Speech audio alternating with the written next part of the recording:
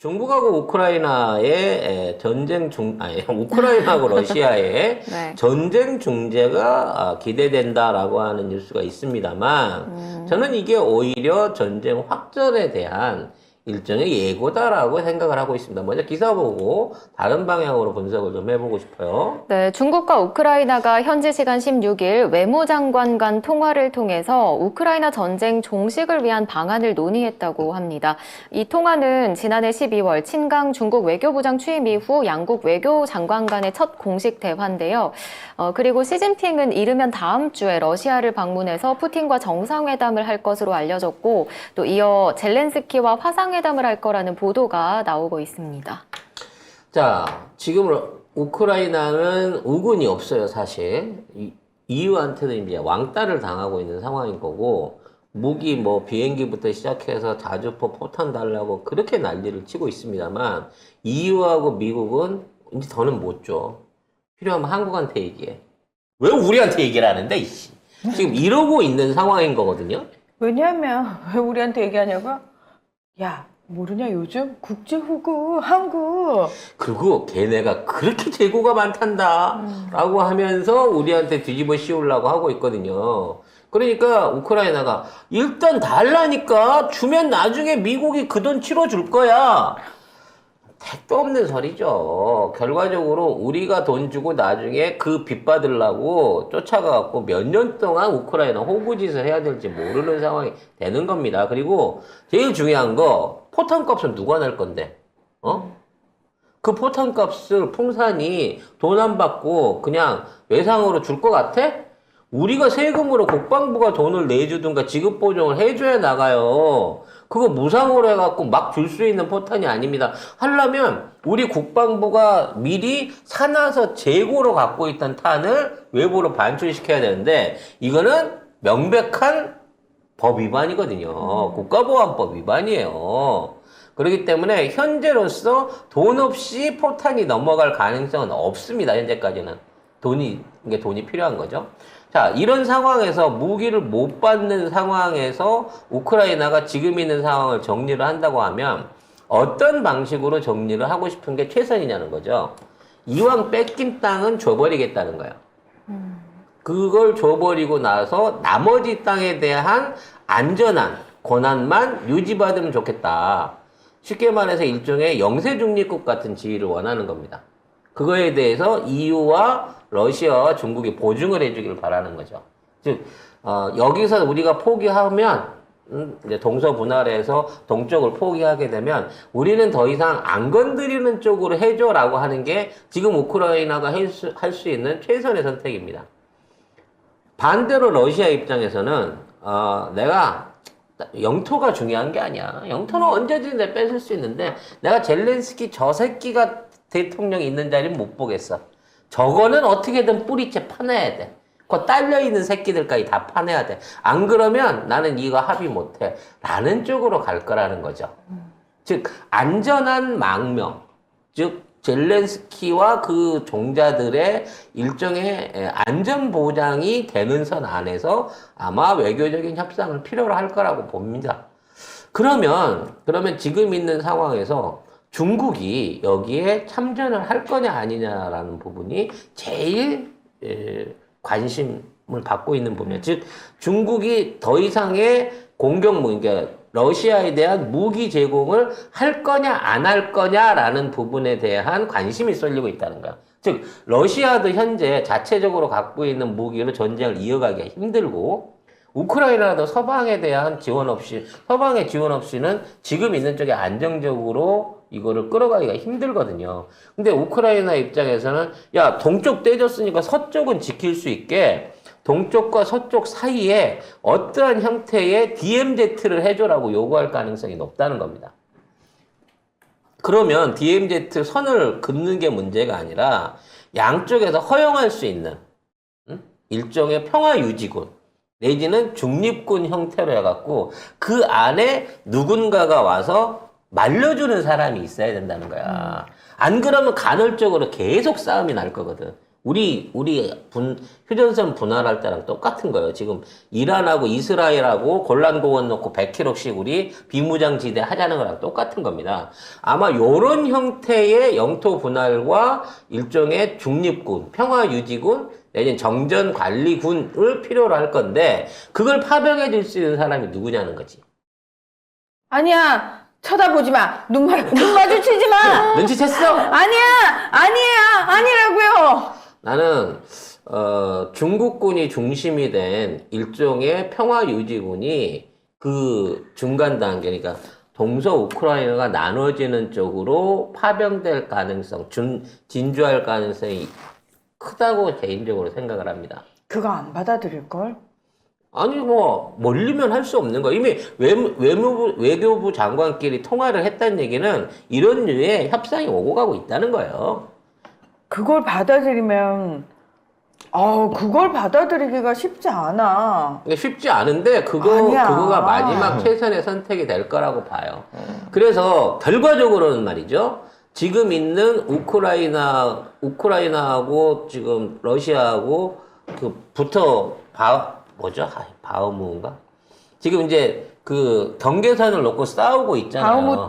바흐무트. 근데 이제 바흐무트가 전략적 요충지라 거기를 잡으면 말하자면 거기에 대한 지배권, 그 주변에 대한 군사적 지배권을 확보할 수 있는 거란 말이에요. 그래서 그 부분을 사실상 러시아가 90% 이상 현재 차지한 단계인 거고, 여기서 러시아군이 더 쳐들어가지 않는다는 걸 제어하기 위해서는 그 안에서 어떻게든 정전 상태를 유지시켜줄 수 있는 모종의 완충 장치가 필요합니다. 근데 그게 중국인민해방군은 아니야.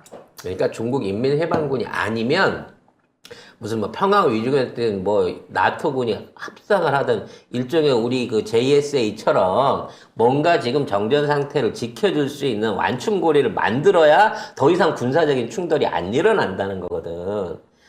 그래서 최근에 있었던 전혀 엉뚱하게 러시아 비행기하고 미국 군용이 흑해에서 부딪혔잖아요. 부딪혔죠. 드론, 미국 그 무인기하고. 그렇죠. 예. 그러니까 문제는 흑해 쪽에 러시아 영공이에요. 러시아 그 작전 지역 안에 드론이 들어왔다는 겁니다. 미국 드론이. 그러니까 난 그게 너무 황당했어. 왜냐면 거기는 미국이 꽤 관할이 그렇지. 아니야. 미국의 드론이 거기에 진입할 이유가 없는데 없어. 저기를 들어갔다는 얘기는 저쪽 지역에 뭔가 탐지가 필요한 일종의 군사작전이 진행 중인 것이고, 만일 그렇다고 치면 그거를 정탐하러 온 무인기를 보고 격추를 시키면 전투가 되니까 러시아 전투기가 몸빵을 하는 거야, 몸빵을. 응? 그냥 미사일 쏴서도 떨어뜨릴 수 있었거든? 근데 그렇게까지 하면 확전이 되니까 몸빵을 해서 밀어냈다는 거야. 처음에는 부딪히지도 않았다 그랬어. 저절로 고장나서 떨어졌다 그랬는데, 그렇게 얘기를 하니까, 실제 동영상을 공개를 한 거거든. 추락 직전에 동영상을. 그래서 지금 흑해 주변에 있는 지도를 보게 되면 결국 여기가 헝가리나 이쪽하고 연결되어 있는 그 완충지대 역할을 하고 있단 말이에요. 그럼 이쪽으로 일종의 병력 이동이 있기 때문에 혹시 여기에 정찰기를 보낸 건 아닐까? 라는 생각도 해볼 수 있다는 거죠. 진짜 우크라이나가 그 땅을 떼주기가 거기가 저기 러시아 쪽으로 넘어가 버리게 되면은 사실 러시아는 절반에 성공을 하는 거고요. 러시아는 사실 손해 볼 게 없지 막말로.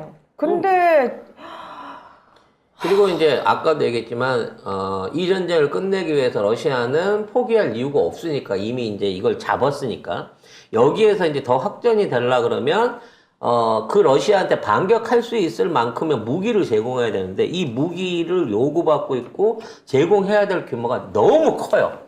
그래서 러시아한테도 미국이나 유럽한테도 너무 힘들단 말이야. 그 정도 요구를 받아주기에는 물량도 안 되고 돈도 없고. 그래서 결국에 가서는 현재 상황에서 더 이상 이거를 확전짓지 않기 위한 유일한 방법, 중국의 해법은 결과적으로 중국을 중심으로 또는 중국과 나토 지역을 중심으로 한 일종의 휴전 협상일 거고 그 방식은 한반도에서 일어났던 DMZ를 설정하는 이런 방식으로 진행될 것이라는 예상을 해봅니다. 결과는 이달 안에 나옵니다.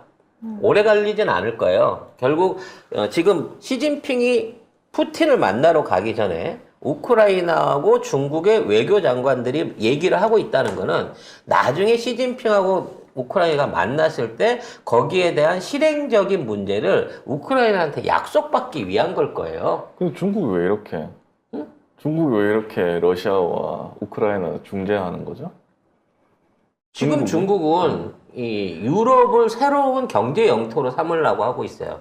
즉 미국하고의 그동안의 경제 연결고리를 끊어버리고 유럽을 그 대상으로 바꾸려고 하고 있는 거거든요. 유럽을 먹겠다. 그렇죠. 중국이? 경제적으로 유럽을 먹겠다라고 생각을 갖고 가고 있는 겁니다. 그래서 최근에 이제 일어나고 있는 그 크레딧 스위스, 그러니까 스위스에 있는 은행의 지금 파산 위기 같은 것도 사실은 이게 중국의 작품이라고 지금 예상이 되는 거. 그건 주말에 거세 경제를 통해서 설명을 드리겠습니다만, 이게 어떤 거냐면, 그 크레딧 스위스라고 스위스에 있는 은행을 통해 갖고 미국에 있는 자본들을 받아서 유럽이 돈을 계속 받아서 썼어요.